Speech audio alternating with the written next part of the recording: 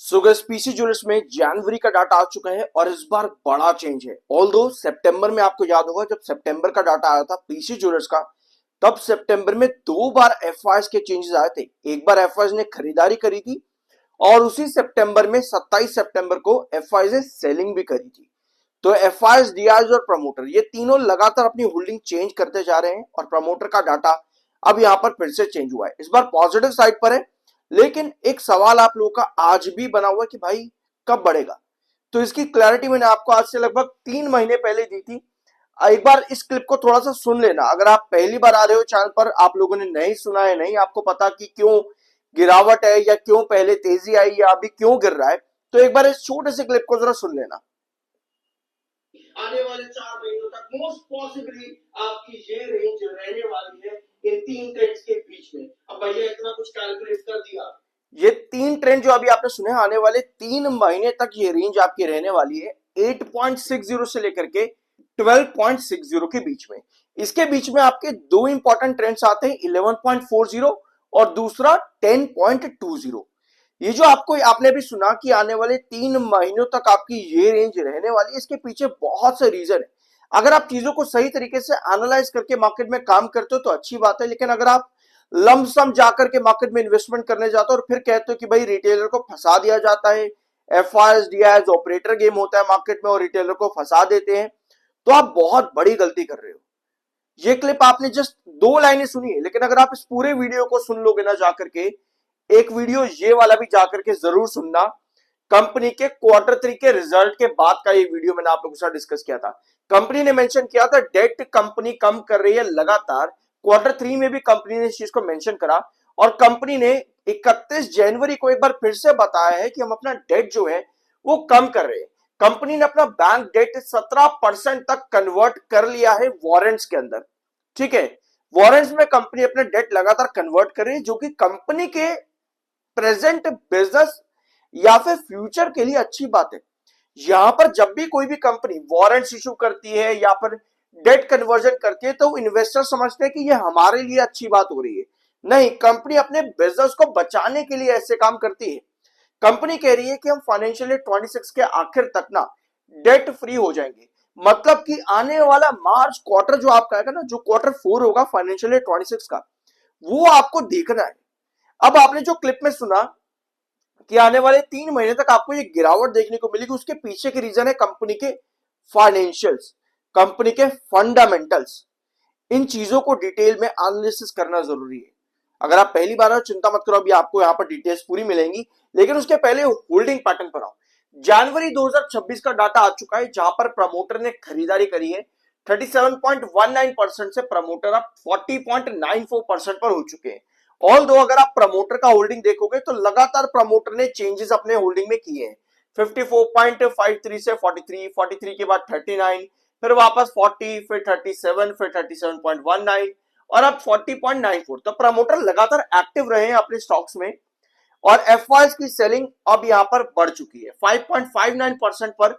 अब एफआईएस आ चुके हैं, यानी कि लगातार आपके एफआईएस ने सेलिंग करी है। सितंबर में एफआईएस का डाटा दो बार चेंज हुआ था। 4.92 से पहले गया सितंबर के ही क्वार्टर के अंदर कितना, 6.7 पे। उसके बाद सितंबर में ही आपके एफआईएस ने सेलिंग करी, 6.46 पर आ चुका था। उसके बाद दिसंबर में भी सेलिंग करी और अभी जनवरी में भी सेलिंग करी आपके एफआईएस ने, और डीआईएस भी लगातार यहां पर सेलिंग करते चले जा रहे हैं। ये सारा का सारा माल जो है अभी पब्लिक ने रिसेंट टाइम के अंदर खरीदा है और जनवरी की होल्डिंग देखें तो पब्लिक ने भी माल बेचा है और उसको प्रमोटर ने खरीदा है। अब आप कहोगे भाई ये प्रमोटर ने खरीदा नहीं है, एक्चुअली प्रमोटर में वारंट्स चेंज हुआ था ना, उसकी वजह से प्रमोटर की होल्डिंग में चेंज आया है।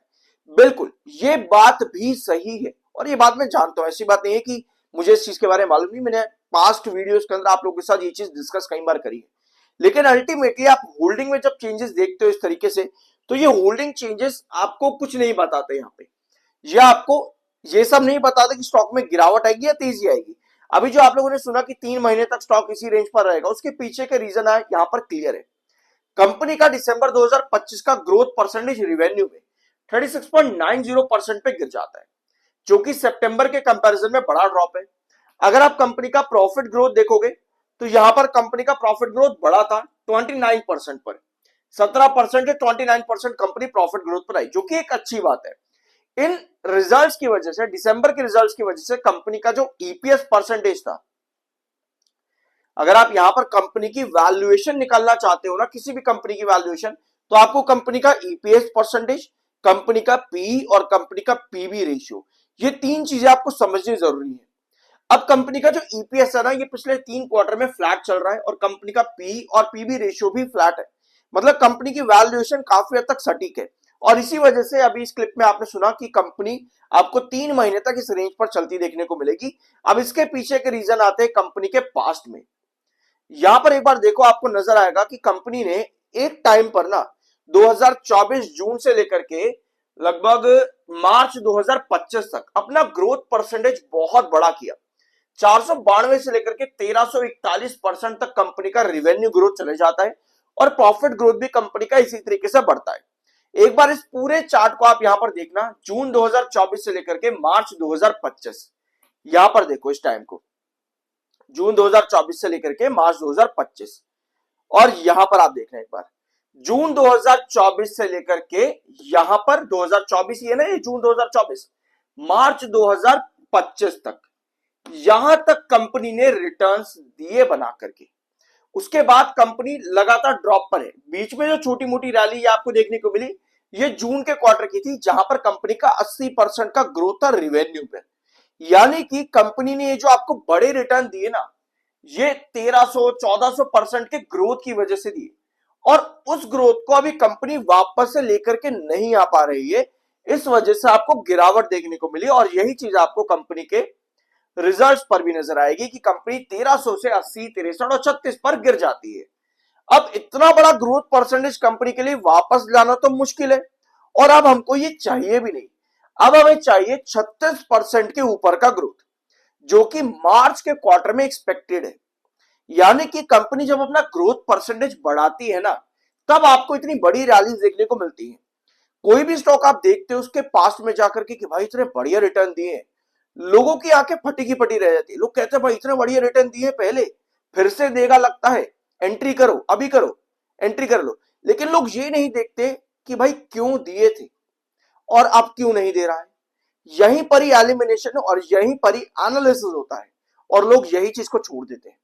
इसी वजह से आपको कहा था कि 3 महीने तक ये रेंज आपकी रहेगी, और अभी भी वही है, बदला कुछ नहीं है। यानी कि कंपनी को ये ग्रोथ परसेंटेज बढ़ाना है ताकि आपका शेयर भी बढ़े। इस तरीके से अगर आप मार्केट में काम करते हो, आप बहुत अच्छे रहते हो, रादर देन कि हम लमसम किसी के आने जाने से पूछते जाते रहे कि भाई मैं खरीदूं या बेच दूं। 1,43,000 इस समय सेलर है, 49 लाख इस समय बायर है। तो बायर और सेलर का डिफरेंस आज के दिन काफी बड़ा है। टेक्निकली स्टॉक न्यूट्रल है, 64.6 का एमएफआई, 52.2 का आपका RSI। अब आते हैं आपके चार्ट पैटर्न पर।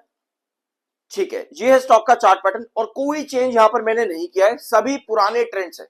कोई चेंज, एक लाइन भी ऊपर से नीचे मैंने यहां पर नहीं करी है। 11.40 ये आपका क्रूशियल रिस्ट्रिक्शन है, 10.40 ये आपका मिड रिस्ट्रिक्शन है, 9.90 ये आपका मिड बेस है, और 8.60 ये आपका क्रूशियल बेस है। सारे वही ट्रेंड है। स्टॉक एक साइडवेज पैटर्न पर लगा, और आपको एक चीज तो सीख ही गए हुए शायद पर रहते रहते कि साइडवेज पैटर्न क्या मांगता है। भाई साइडवेज पैटर्न मांगता है कंपनी में कुछ पॉजिटिव, या तो कंपनी के रिजल्ट से पॉजिटिव, या फिर मैनेजमेंट कुछ ऐसा डिसीजन ले ले जो कंपनी के लिए, बिजनेस के लिए अच्छा हो। कंपनी कह रही है कि फाइनेंशियल ईयर 26 में हम डेट फ्री हो जाएंगे, बट डेट फ्री कंपनी होगी, डेट फ्री कंपनी होगी। उसका बेनिफिट जरूरी नहीं है कि स्टॉक पर मिले।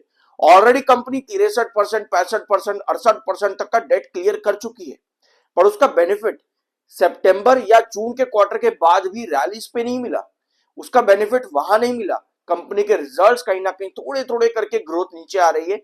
वो इंप्रूवमेंट की जरूरत होती है बिजनेस के लिए, और साथ में इन्वेस्टर पर्सपेक्टिव से भी। बाकी की डिटेल्स इस एक वीडियो के अंदर कंप्लाइंस करना बहुत मुश्किल है, तो इसके लिए चैनल पर कई सारी वीडियोस अवेलेबल है पीसी ज्वेलर्स के। एक क्लिप मैंने आपको सुनाया है वो वाला वीडियो, और एक जो मैंने आपको थंबनेल दिखाया था कंपनी के रिजल्ट्स वाला, वो वाला वीडियो जरूर जाकर के चेकआउट करना। बहुत सी डिटेल्स आपको मिलेंगी और बहुत कुछ सीखने को मिलेगा मार्केट के बारे में। आई एम NISM 7 सर्टिफाइड, एक सब्सक्राइब जरूर करके जाना। मिलता अगले वीडियो में।